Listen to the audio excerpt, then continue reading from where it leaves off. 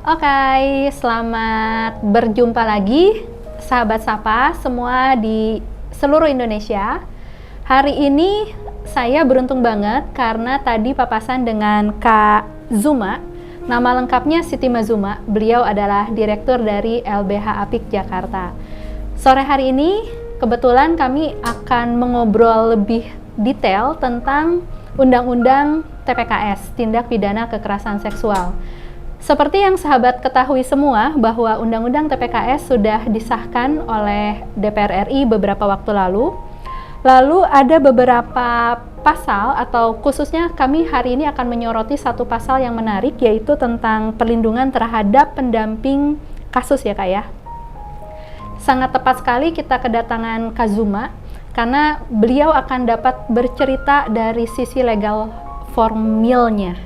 Silahkan Kazuma. Oke. Pertanyaan lebih spesifik soal itu tadi ya, perlindungan terhadap pendamping korban-korban kekerasan seksual dalam Undang-Undang Tindak Pidana Penghapusan Kekerasan Seksual. Undang-undang ini membawa kabar gembira sebenarnya buat kita semua, walaupun memang ada beberapa kekurangan yang menurut kita sangat kita sayangkan gitu ya, tidak ada pasal perkosaan masuk di sana, tapi ya sudah, kita akhirnya berkompromi dengan banyak hal dan menerima ini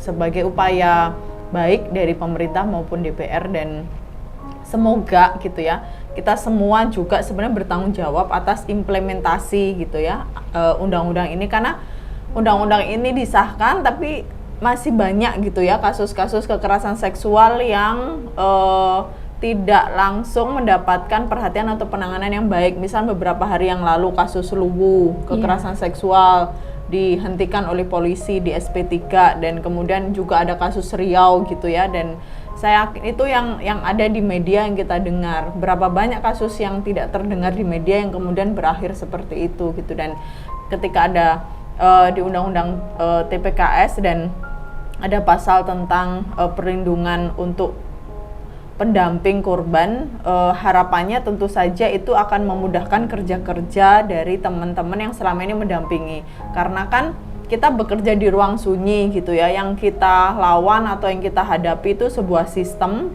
gitu, dan banyak sekali pendamping-pendamping itu yang kemudian dilaporkan balik karena melakukan pendampingan, bahkan beberapa kasus itu adalah teman-teman kita sendiri. Dan kita harapkan gitu ya, ketika negara belum memberikan kesejahteraan kepada para pendamping korban, janganlah juga mengkriminalkan gitu. Kita kan ngebantu upaya negara memberikan jaminan keadilan, bantuan hukum, dan pemenuhan hak korban kekerasan seksual gitu ya. Dan ini semoga menjadi harapan yang bisa diimplementasikan dengan baik, bahwa tidak ada kriminalisasi buat pendamping, kerja-kerja pendampingan juga menjadi lancar gitu ya, upaya hukum yang kita lakukan baik litigasi maupun non litigasi, baik di dalam ruang-ruang pengadilan maupun di luar ruang pengadilan, itu juga menjadi ruang pertarungan kita yang memang berpihak kepada korban, karena kan undang-undang ini memang untuk korban, dan ini juga menjadi kabar baik buat pendamping korban gitu. Setuju banget Kak. Nah, menurut Kakak sebaiknya bagaimana ya strategi yang tepat supaya implementasi Undang-Undang TPKS ini bisa berjalan mulai dari tingkat nasional sampai ke daerah? Oke.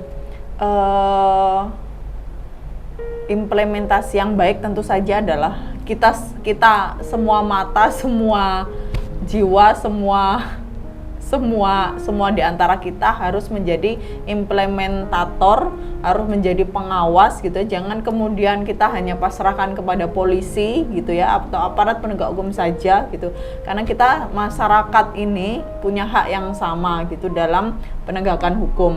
Jadi kita menjadi pengawas, implementator, dan memberikan ruang kepercayaan kepada korban gitu ya, karena pada prinsipnya dalam setiap pendampingan kasus kekerasan seksual itu kan kita percaya pada korban secara penuh sampai kemudian pelaku membuktikan sebaliknya. Betul. Gitu ya, dan ini tidak akan bisa tercapai tanpa dukungan dari masyarakat, apalagi ketika korban-korban kekerasan seksual baru mau bersuara atau bersuara saja sudah mendapatkan perundungan dari masyarakat, tentu kan pembuktian selanjutnya pasti akan rumit. Dia pasti akan lebih menarik diri atau menyembunyikan dirinya karena tidak mau ngomong selanjutnya dan tidak mau disalahkan gitu ya.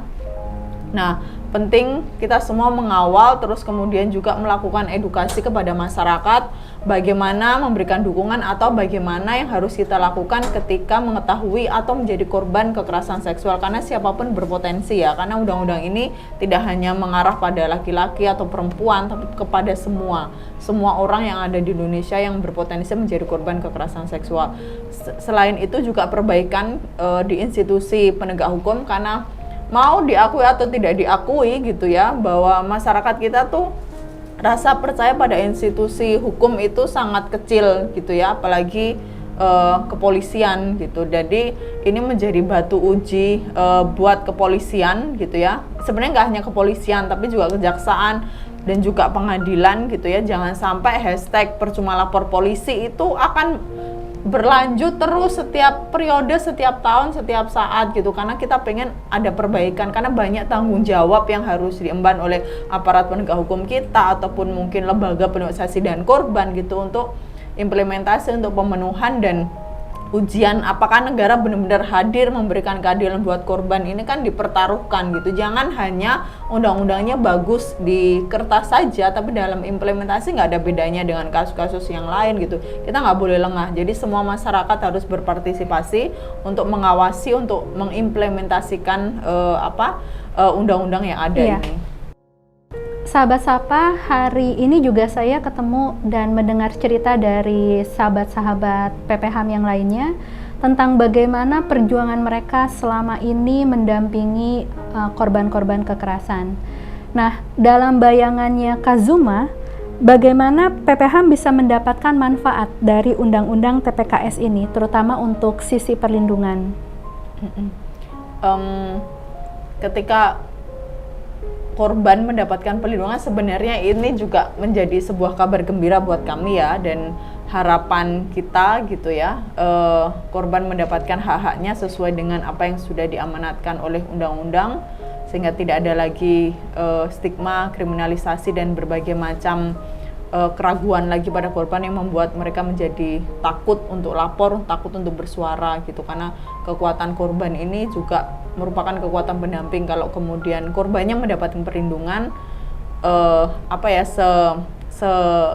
sesulit apapun proses hukum yang dihadapi, kalau kemudian korbannya kuat gitu dan kita punya payung hukum yang kuat juga, pasti itu akan menjadi kekuatan tersendiri buat kita gitu ya, buat pendamping-pendamping korban. Dan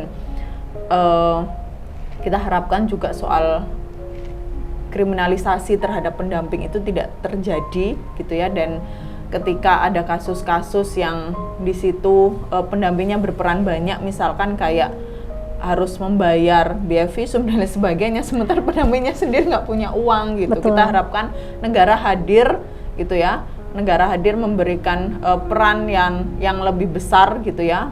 Selama ini mungkin banyak hal yang pendamping lakukan gitu, tapi di sini kita harapkan negara lebih peran hadir dan bekerja sama dengan pendamping-pendamping yang ada di lapangan. Misalkan kerjasama dalam bentuk apapun itu, penguatan kapasitas kah, atau kemudian memberikan pendidikan, atau bahkan kayak anggaran dalam pendampingan kasus-kasus kekerasan seksual yang kita tahu di Indonesia itu memang peradilannya murah gitu ya, tapi pada kenyataannya itu sangat mahal sekali, misalkan untuk transportasi, untuk biaya visum, untuk pemulihan psikologis gitu. Dan kita harapkan negara benar-benar hadir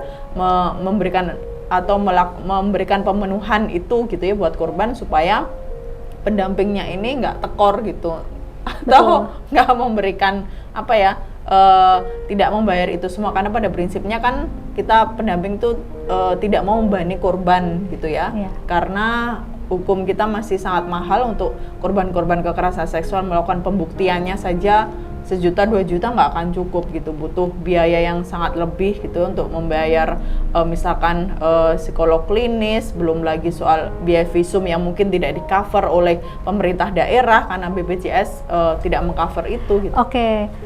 Iya, terkait dengan biaya kasus berarti tadi ya, yang seharusnya menjadi kewajiban negara untuk menanggung biaya kasus pembuktian kasus-kasus kekerasan seksual. Nah, sahabat Sapa, saya juga mendengar banyak cerita pengalaman dari teman-teman PPHAM.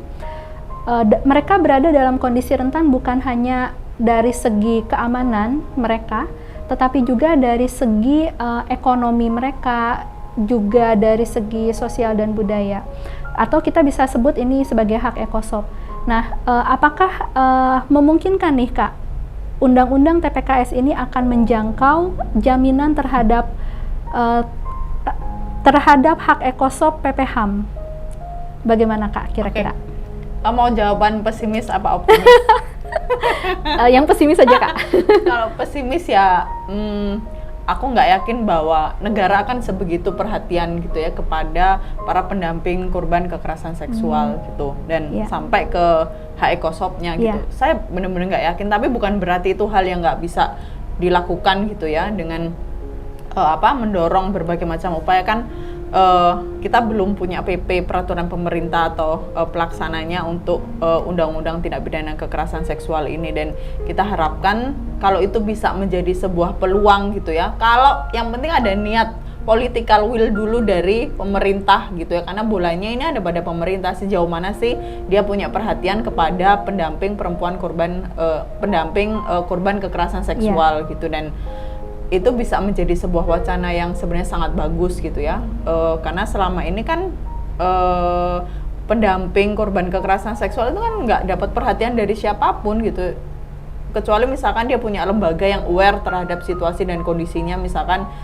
punya sumber daya untuk punya asuransi baik BPJS maupun non BPJS gitu ya. Tapi bayangkan dengan teman-teman yang mungkin lembaganya nggak punya sumber daya untuk itu, dia pasti akan sangat berjuang sendiri untuk pemenuhan ekosopnya itu gitu. Dan ya semoga ketika PP-nya belum jadi dan sedang digodok, itu menjadi semoga didengarkan oleh para stakeholder yang atau orang-orang yang sedang membuat kebijakan itu ya, dan bisa dimasukkan kalau punya niatan gitu. Tapi saya sendiri cukup pesimis bahwa negara akan sampai sebegitu perhatiannya akan memberikan hak ekosop. Tapi ya bukan berarti nggak bisa kita rebut gitu ya dengan perjuangan terus-menerus. Misalkan dulu kan kekerasan seksual dianggap sesuatu yang nggak penting gitu ya sama negara ataupun masyarakat kita gitu ya. Tapi kemudian kita membuktikan bahwa kekerasan seksual itu sebuah kejahatan yang sangat luar biasa, dan kemudian kita punya undang-undang hari ini yang tahun 2022 sudah disahkan gitu ya. Dan itu sebuah kemustahilan mungkin di 10 tahun yang lalu, 20 tahun yang lalu, tapi sekarang kan this is gitu. Dan bukan berarti pemenuhan hak ekosop terhadap perempuan pembela HAM ini hal yang nggak mungkin ya. Mungkin saat ini saya merasa pesimis, tapi semoga kita punya warisan gitu ya, tahun depan atau 5 tahun ke depan ini menjadi perhatian yang sangat serius. Oke, sahabat Sapa, dari pesimis kita akan berupaya menjadi optimis, karena pembelajaran besar dari perjuangan undang-undang TPKS ini bahwa sesuatu yang sangat sulit kita bayangkan 1 dekade lalu ternyata terwujud pada tahun ini. Mudah-mudahan ke depannya kita punya sesuatu lagi yang bisa diwariskan, karena sepanjang nafas masih ada, sepanjang hari masih berlanjut, kita selalu punya sesuatu untuk diperjuangkan. Terima kasih sahabat Sapa, terima kasih Kak Zuma untuk waktunya. Kita akan ketemu lagi, ngobrol-ngobrol santai lagi dalam topik-topik yang menarik selanjutnya. Terima kasih, sampai ketemu.